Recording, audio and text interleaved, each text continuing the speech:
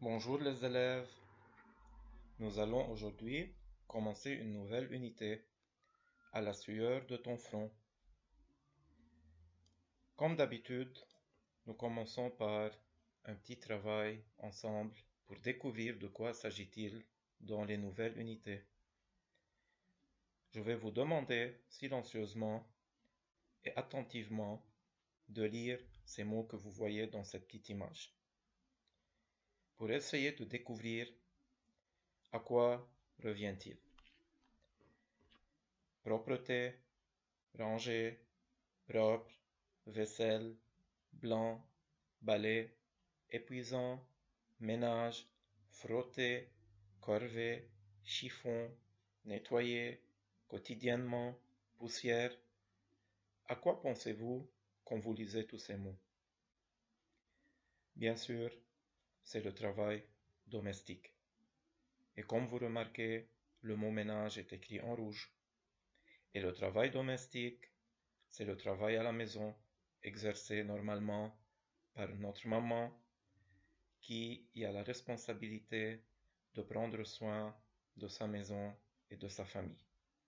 Et puisque nous sommes aux portes de la fête des mères, bien sûr la maman est quelqu'un qui doit avoir une grande valeur parce qu'elle se fatigue pour s'occuper de nous. C'est pour cela, si vous reliez l'illustration au titre que vous êtes en train de lire, à la sueur de ton front, ça montre des activités difficiles exercées pour arriver à réussir un travail que nous faisons. Comme notre maman qui est en train d'exercer un travail suffocant et fatigant pour prendre soin de ses enfants, de sa maison et de son mari.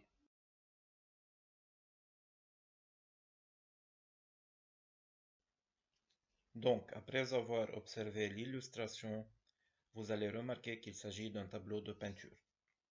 Que représente ce tableau de peinture? Il représente une femme en train de repasser le linge.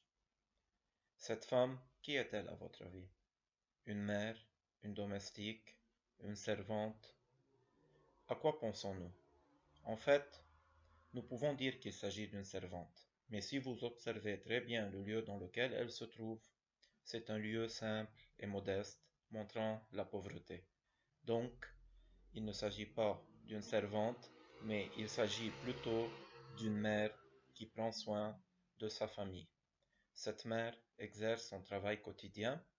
Une des activités et des tâches ménagères à faire, c'est le fait de repasser le linge.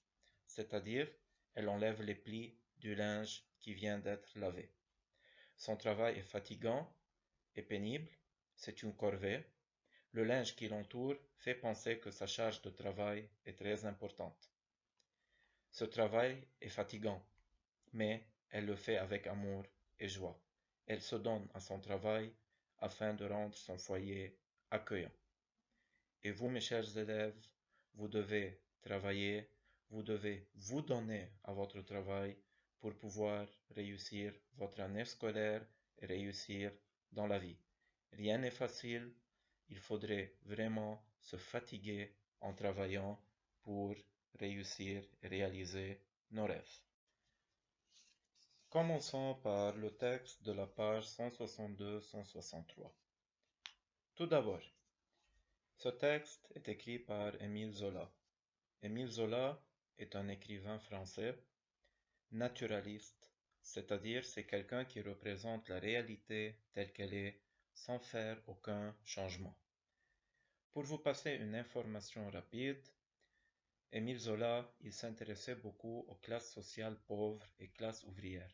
En France, à la fin du XIXe siècle, il y a eu une révolution industrielle, où le machinisme il a remplacé la main-d'œuvre. Ainsi, tous les ouvriers étaient au chômage, c'est-à-dire ils ne travaillaient pas. Et de même, il s'intéressait beaucoup aux personnes qui étaient traitées comme des esclaves, c'est-à-dire qui étaient obligés de travailler, et c'est ce que nous pouvons remarquer comme différence avec l'illustration que nous avons lue il y a quelques instants.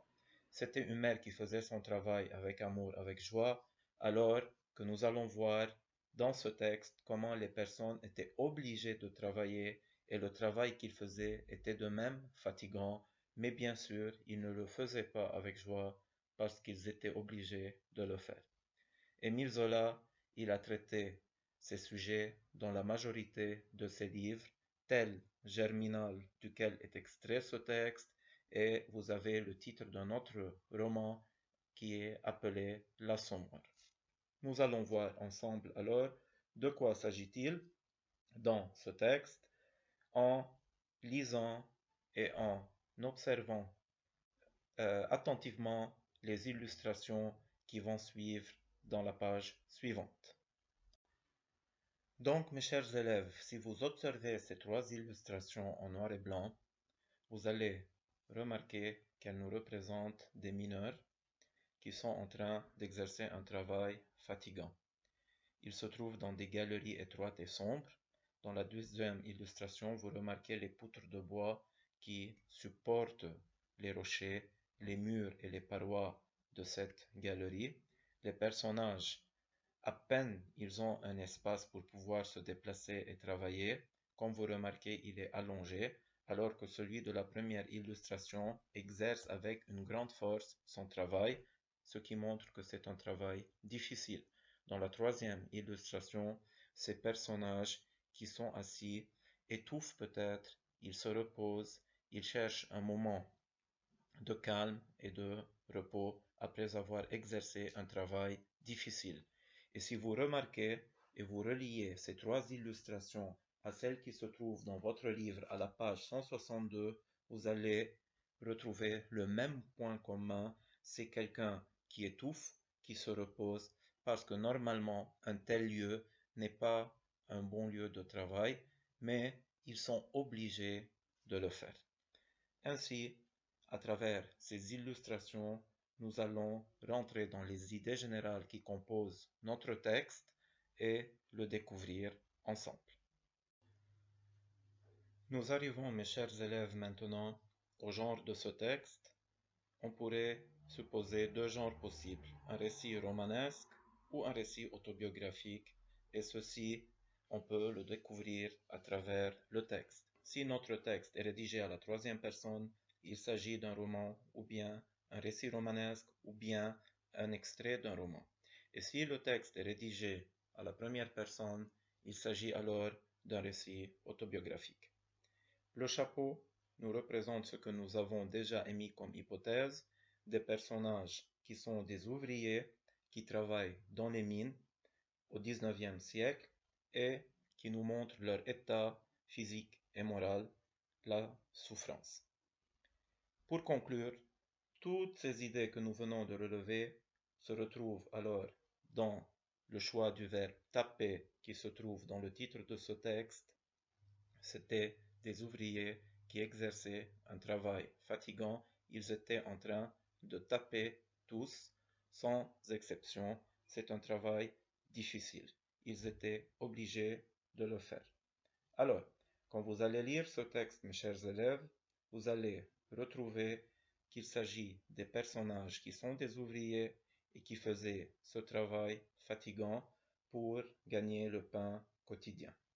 Alors, je vous invite à très bien lire le texte 5 fois au moins pour commencer à traiter les questions.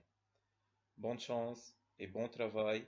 Et bien sûr, quand vous allez résoudre les questions, à chaque fois que je vous envoie une partie de questions à faire, je vous invite à me les envoyer ou bien via WhatsApp ou bien à travers l'e-school pour pouvoir voir vos réponses et bien sûr, je vous le promets, vous allez avoir des bonus supplémentaires. Bon travail, mes élèves, et à bientôt.